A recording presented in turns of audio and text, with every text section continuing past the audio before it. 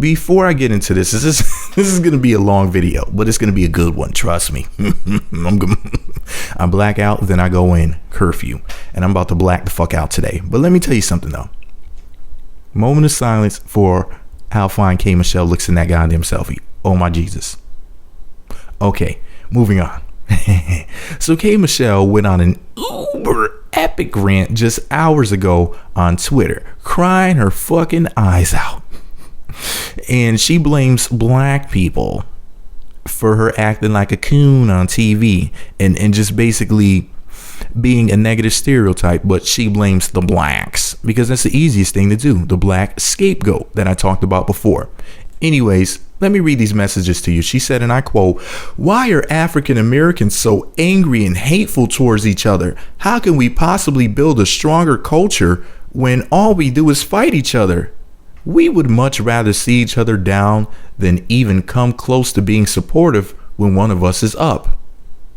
We'll always be considered the lesser if we don't get it together. I spent years on TV fighting other black women because no one believed my abuse. Even though I was fighting to be heard, it looked bad for my culture and bad on me as a woman. People picked up perceptions of me based on my hurt. For 2 years, black women beat me up, called me crazy and a liar. And now all of a sudden, everybody believes me and I'm supposed to be healed from that. The same people I told my story to so that they could learn from my mistakes are the very people who still attack me every day. Disgusting. Sorry, I'm not over it. I'm not healed. Imagine walking around fearing your life. This is the first time I felt safe in 5 years because he's in jail. Yep, I'm anger as shit. I guess she meant to say angry as shit. At the way my own people treat me and how black media has done everything in their power to destroy me for no reason. And fucking stop telling me what I have to do and sing because I'm black. And fucking stop worrying about the size of my ass. Worry about you. I'm going to do what I want to do, period. I don't speak on shit much, but when I do, it's truth. Had to speak from the heart tonight. Heart emoji. And black media, stop posting me on these blogs. Stop asking for interviews unless it's something positive, something to move the culture forward. I don't want to be famous. I don't need the attention. Pause the fucking story. Wait a second. So you don't want to be famous and want attention, but yet you've been on 3 TV shows at least, and you've released, 2 or 3 albums. Anyway, back to the BS. I'm here to sing and leave some kind of impact on this world. That's my calling. With I guess a daisy flower, or is that a sunflower? I guess it's a sunflower. Excuse me. What the hell am I talking about? Anyways, she went on to say, peace and love to all those who need it and are focused on being great. You inspire. You can overcome anything. I did. If I'm not mistaken, I have favorited that tweet and retweeted it when she said that one. I really thought that was cool. Anyways, she went on to say, well, first of all, somebody said to her, so about this new album, when is it dropping? She said February. Somebody else said, so this is really your last album? She said yes. Then somebody else went on to say, how was Mama Pate, referring to her mother? She said, great. I'm buying her a new car. She deserves the world. Then another person said, what direction will your new album go in? She replied, everything they told me I couldn't do. A lot of rock, soul, and country. Now, I love that message right there. Anyway, she went on to say, somebody said to her, why is this your last album? What the fuck? She said, I want to focus on other things like my acting, my businesses, and family. Finally, somebody said to her, what's your favorite part about the UK, the United Kingdom? She said, I feel free. They love music more than gossip. Then somebody else said, we still getting married, right? And she said, no. Of course, she turned down that Oh my goodness gracious. There's some thirsty motherfuckers out here. Anyways, here's my opinion. Now, the first time I ever personally heard of K.Michelle Pate was when she became a cast member of Love and Hip Hop Atlanta. If my memory serves me correctly, when she first introduced herself, she said she had a bad reputation within the industry of music, which is owned and operated by non-black people. And these non-black people did not want to fuck with her. They said she was insane and difficult to deal with. Once again, the non-black owners and operators of the mainstream music industry said these things about her. Not black people on the internet, not gossip blogs like mine, etc. Therefore, she had to sell her soul to Mona Scott Young, who Charlemagne the God calls the devil. She had to sell her soul to Mona Scott Young to get a check. She went on Love and Hip Hop Atlanta and acted a plumb fool, fighting with multiple women, including attacking 3 female castmates, technically co-workers. Right? She attacked 3 of them with weapons. She threw a candle and or wax on my sweet Rashida, aka the Georgia Peach, and proceeded to call the beautiful Rashida the quote Georgia Prune. Now she could have set her on fire and made some damn peach cobbler. Anyway, she also hit the beautiful Carly Red in the face with, of all things, a handful of silverware which was wrapped in a napkin. When Carly became understandably angry after being viciously assaulted with a weapon on national TV, she shook the table that they were sitting at out of embarrassment and frustration with K.Michelle. So what does Kimberly do after hitting this woman in the face with a weapon? She mocks her by saying, "Oh, this bitch is shaking the table." And who could forget the time she hit her quote-unquote friend, Mimi Faust, with a bouquet of flowers in the face? With friends like that, who needs enemies? She's everybody's frenemy, it seems like. Anyways, now despite dishing out all of these ass kickings herself, K.Michelle the villain told us all we need to feel sorry for her because she accused a man of domestic violence. We were, according to Kimberly, supposed to forget all of the nasty and evil things that she said and did on our television screens. We were supposed to blame so-called black people and men for all of her dirty deeds, right? This is the same K.Michelle who calls straight men gay, or at least implies it, when she is supposed to be best friends with a homosexual. She had some homo parading around on her TV show titled My Life, and he was getting, quote, gay married or whatever they call it. Yet Kimberly will imply that a straight man is gay, and she uses that as an insult. I don't understand how that works. Now, I wonder if her gay friend knows that she uses gay slander or whatever you want to call it to insult straight men, but yet claims that she likes the company of gay people. Kind of reminds me of racist people who claim that they have a black friend. You know, it just sounds flaky and inconsistent.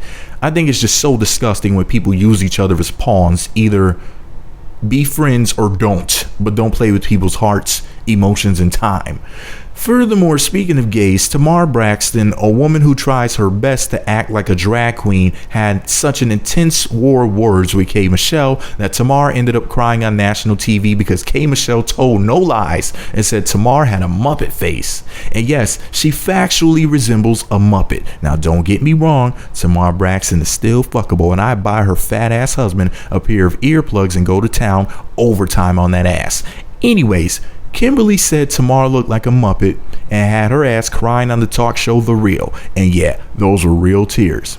Now, after all of these conflicts, including assaulting 3 cast members, using gay people as pawns, making a woman cry on national television, and all the other shit Kimberly has done, she comes to the conclusion that, quote, black people are the problem. No, Kimberly, you're not going to cast your sins upon my head.